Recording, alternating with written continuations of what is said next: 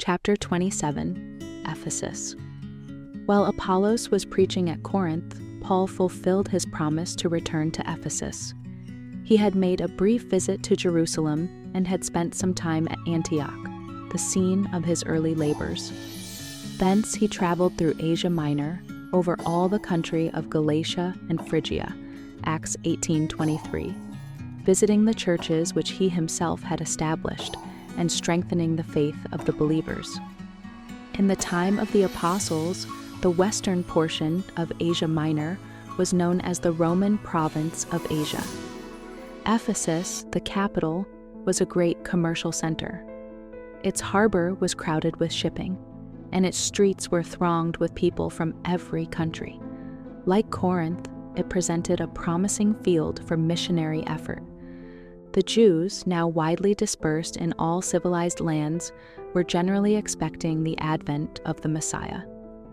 When John the Baptist was preaching, many, in their visits to Jerusalem at the annual feasts, had gone out to the banks of the Jordan to listen to him.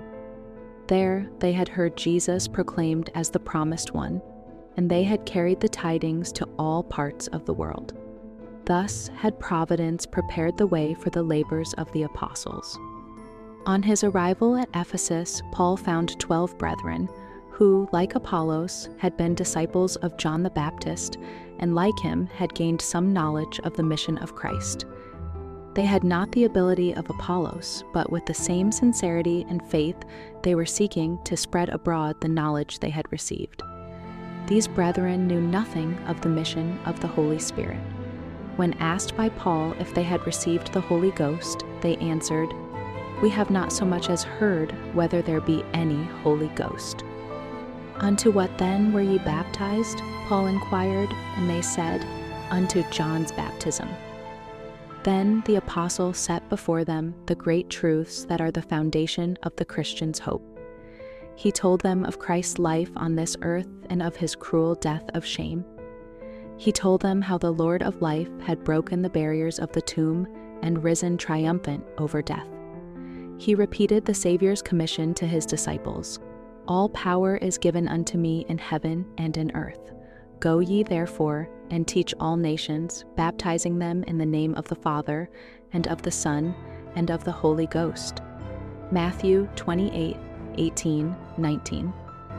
He told them also of Christ's promise to send the Comforter, through whose power mighty signs and wonders would be wrought, and he described how gloriously this promise had been fulfilled on the day of Pentecost. With deep interest and grateful, wondering joy, the brethren listened to Paul's words.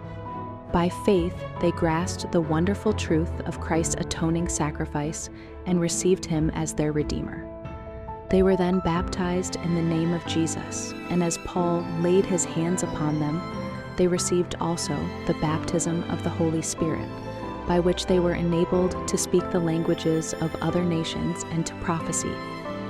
Thus they were qualified to labor as missionaries in Ephesus and its vicinity, and also to go forth to proclaim the gospel in Asia Minor. It was by cherishing a humble, teachable spirit that these men gained the experience that enabled them to go out as workers into the harvest field. Their example presents to Christians a lesson of great value. There are many who make but little progress in the divine life because they are too self-sufficient to occupy the position of learners. They are content with a superficial knowledge of God's word. They do not wish to change their faith or practice, and hence make no effort to obtain greater light. If the followers of Christ were but earnest seekers after wisdom, they would be led into rich fields of truth as yet wholly unknown to them.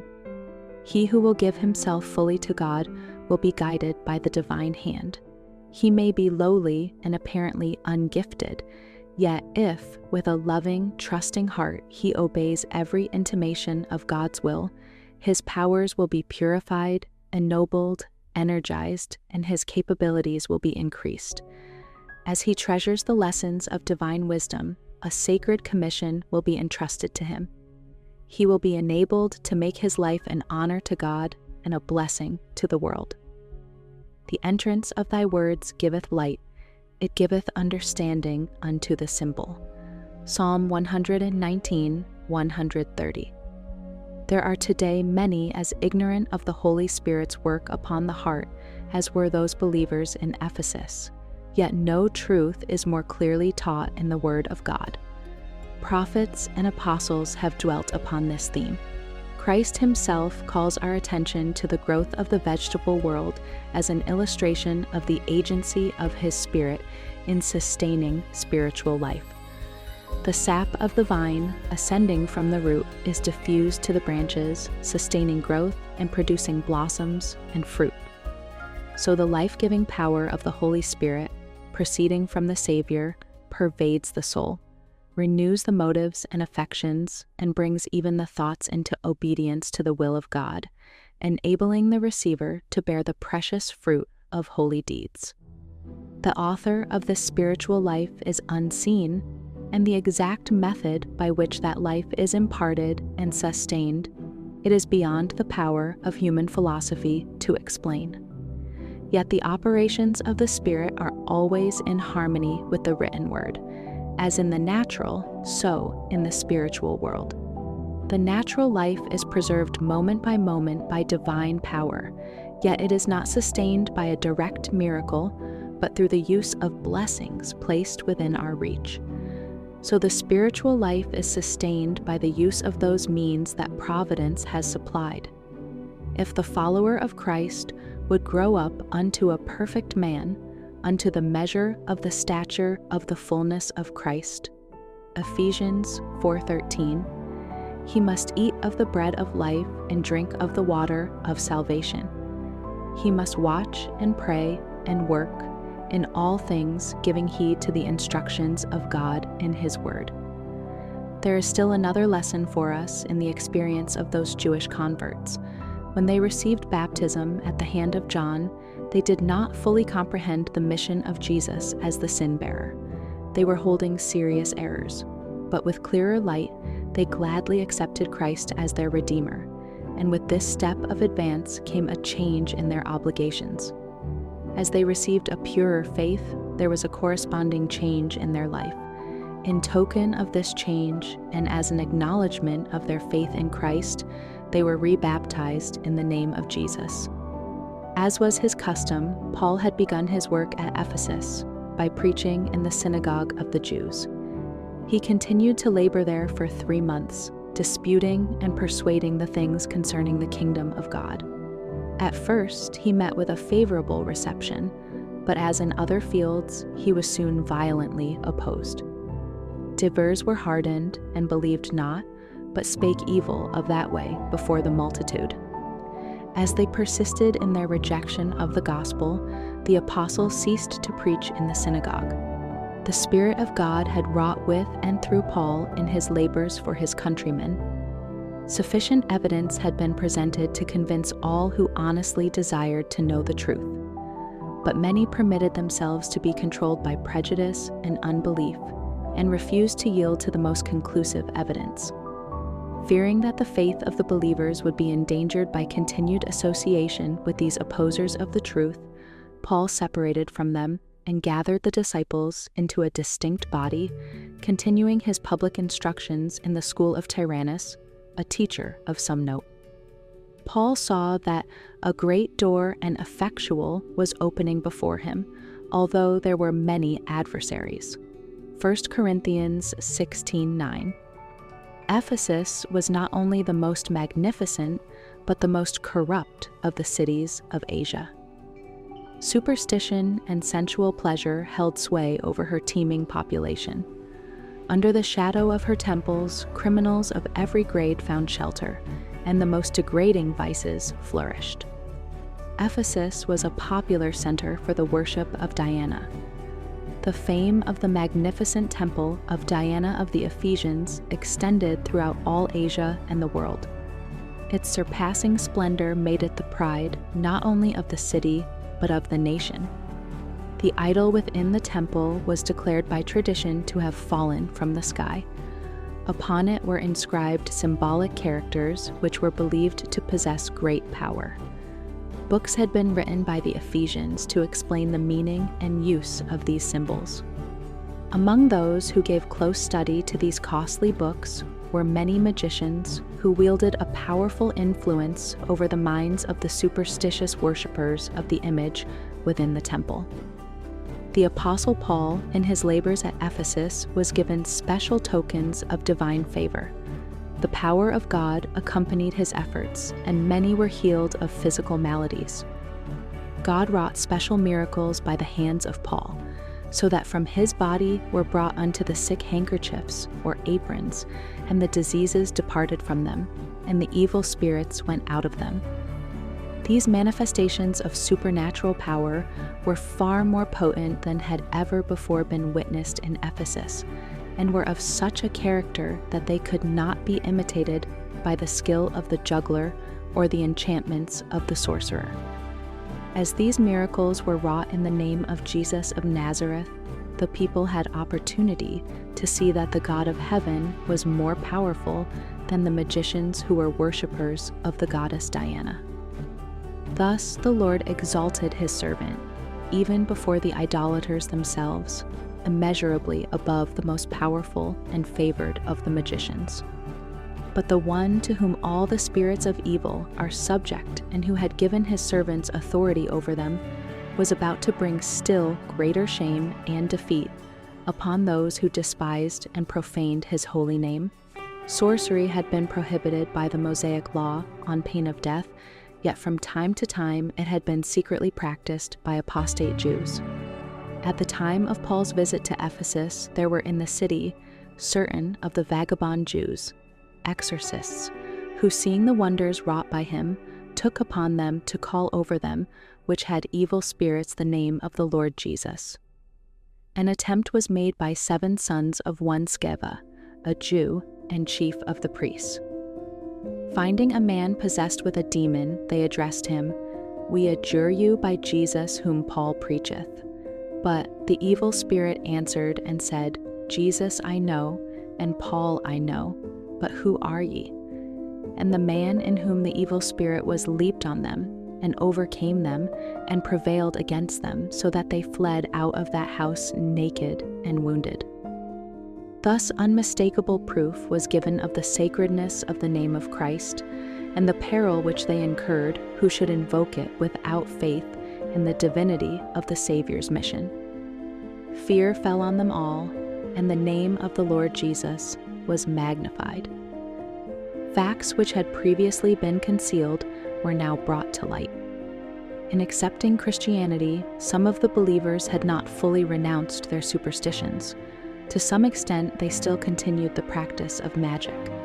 Now, convinced of their error, many that believed came and confessed and showed their deeds. Even to some of the sorcerers themselves, the good work extended. And many of them also which used curious arts brought their books together and burned them before all men, and they counted the price of them and found it 50,000 pieces of silver. So mightily grew the word of God and prevailed. By burning their books on magic, the Ephesian converts showed that the things in which they had once delighted, they now abhorred.